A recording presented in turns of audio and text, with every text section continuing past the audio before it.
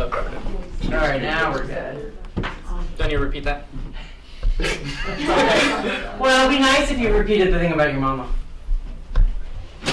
Can you repeat it? Can you go back? I know you're saying the whole thing. Yeah, because I'm that off and I did That's not okay. have it recorded. I had your mouth moving, but now your audio is clear. Okay. So the first person I was saying was my mom, because she's just always been there for me, my brother, my sister. She's a single mom.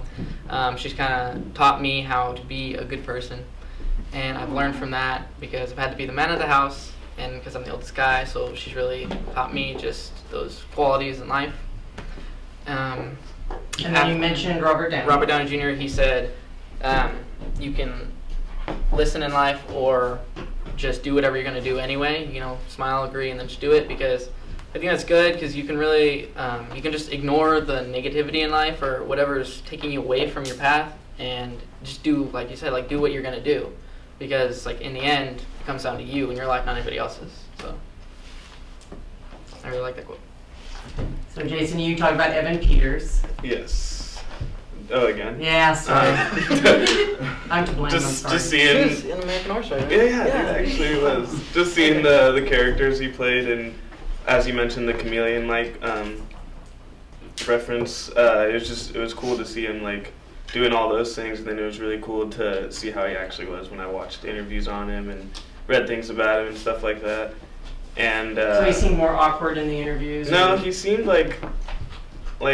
because when the girl was telling me that story about him being awkward in person, she also did say like there's a lot of people like, you know, running up to him and doing that kind of thing. And you kind of got to understand like everyone's gonna feel a little awkward at some point when that's happening. So like I kind of got what she was saying, and I just figured it could have been because of that. But when I saw the interviews and stuff, like I don't know him, I can't say what he is, but to me he seemed normal. He seemed a little awkward, but I don't know. He seemed pretty normal though, for the most part. It was the second thing you said was like creating a webisode.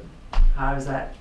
Oh, yeah. I don't know, just like class, being in the class in general, because like I remember on the very first day, like we were already we just kind of jumped into it. We were already dancing up and down, like doing all this stuff, and it's cool to see that, to just be jumping into it like that and not having to, you know, take notes and stuff like that for a long time. And then we were filming stuff by like the second day too, I think. And no, the first day we did stuff up here, remember? Oh, yeah. Yeah, the open scene. Yeah. It was just cool jumping in like that. Well, to act is to do. So a third person event, and thank you very much for reiterating.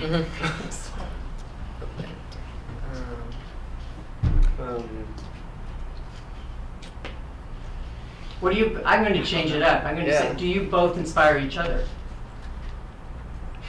Do you think you inspire each other? I think, because you've collaborated on I a lot of was things. about to say, like on the very first day, he was my partner on stuff, and then we filmed stuff outside of school too. Yeah, actually. Yeah, you inspire me, man.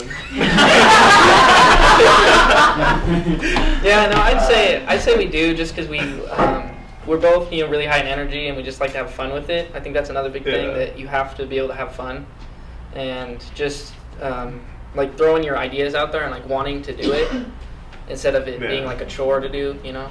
So I think just being able to work together and do that, and it really makes you want to do more of it. Yeah, and I think we're both pretty similar on when it comes to like giving us kind of like a ridiculous script. If we think it's funny, we're gonna do it. You know, I don't really care what we're doing. Yeah, like, there's no boundaries. You know? Yeah. You just you can make something out of nothing. That's what I love. And whatever it is, you can make a story out of it. So. Yeah, that's cool.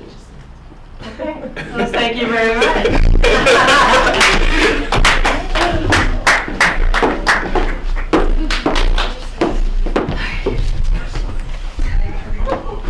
Okay. Now that everything's functioning properly, so either one of you can start. Okay. First. So 3 people or events that have inspired me and why. One, I can think of a character that from a movie I watched recently, Monster, with Charlize Theron. I was absolutely floored with her acting ability and her ability to go to such depths. that inspired me to want to like not be afraid and go there. She was just so raw, so it was just such honesty there behind her acting, which was incredible, and it really inspired me.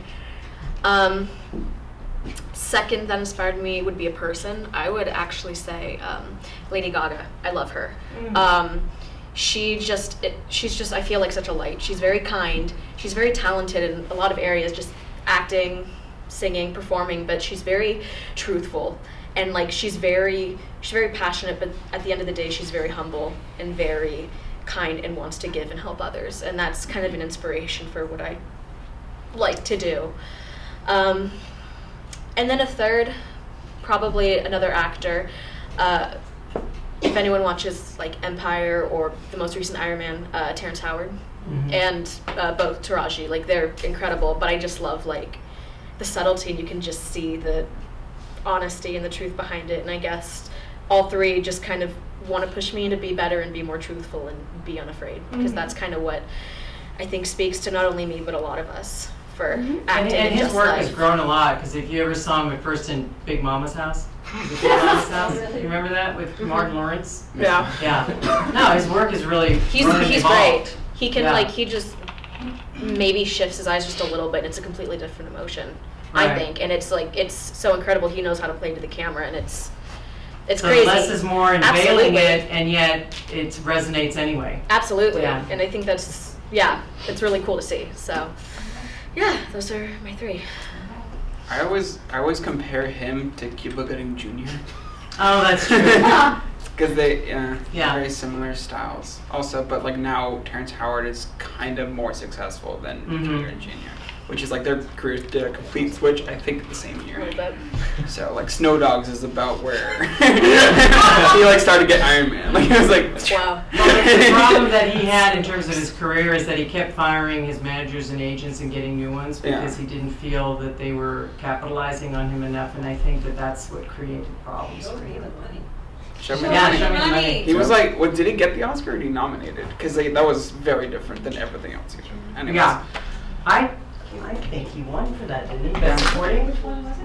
Cuba Gooding Jr. Jerry Maguire. Arm. I think he did. I think he did, yeah. And then he did Snow Dogs. Yeah. Yeah. The worst.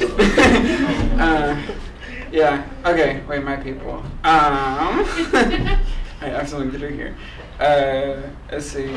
Yeah, as far as like, I mean, a movie that really inspired me recently was In Bruges. Probably one of my favorite movies of all time. And I just watched it for the first time last year, and I was like kind of amazed on especially Colin Farrell's performance in it, because it's so different than anything else he did, and I agree. I think it's one of the best performances I've seen of just, especially a kind of comedian going into such a dark role. Who wants to die in fucking Bruges? Exactly, and like it's a funny movie, and it's also like really really heart-wrenchingly sad at points. Yeah. And I think they both like him and what's his name, Mad Eye Moody. Yeah. I forget his name, but they both have amazing performances in that movie. Also, Ray Fiennes is in it, and he's Voldemort, and that's fun. He's Voldemort. Yeah, there's just Well, if you like Martin McDonagh, who wrote In Bruges, yeah. he wrote and directed Three Billboards. Three Billboards. Which is Oh out my god, I'm so excited for it. Also, Seven Psychopaths is another good movie he did. And Colin Farrell's also great in it. Anyways, yeah. So, and then as far as actors that inspire me, probably, I don't know, it's tough. I have a couple. Number one's probably Ryan Reynolds.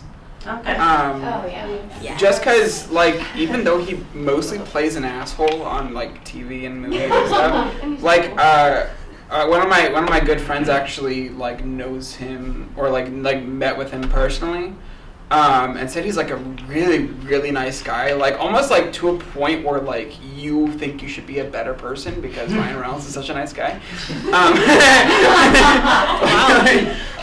And then also like he does a lot of charity work too, and I've seen some interviews with him, and he just seems like such a good person, and like I don't know, I kind of hope to be like that someday, like to be like that much of a, I don't know, someone I like look up to kind of. And then as far as like reality, like my great grandfather died last year, but he was 102 years old. and was like in the epitome of good shape by the time he was 95. I think he started to like kind of slow down. He was still swimming in he used to live on a bay. He was still swimming in the water, like out to the ocean in his 90s. Kind of amazing. Also, he was like a really, really like a good person. Kind of racist, but I mean that's kind of. He was born in 1914, so you can't really blame him. As far as inspiration goes, it's less on that side. But then if you ever had to play a character that was racist, you could Like, show I'll look at my that there was some 102. humanity within that character, right? But yeah, I mean, surely, and like the fact that like he was, a patriarch of my family and just someone I'll always kind of look up to as far as like a good person. And then also my uncle, who is a single father as well, and like he's done a pretty good job. Recently got a wife, and now they're kind of together, so it's good. It's good things. That's for me. Okay. Thank you both very much.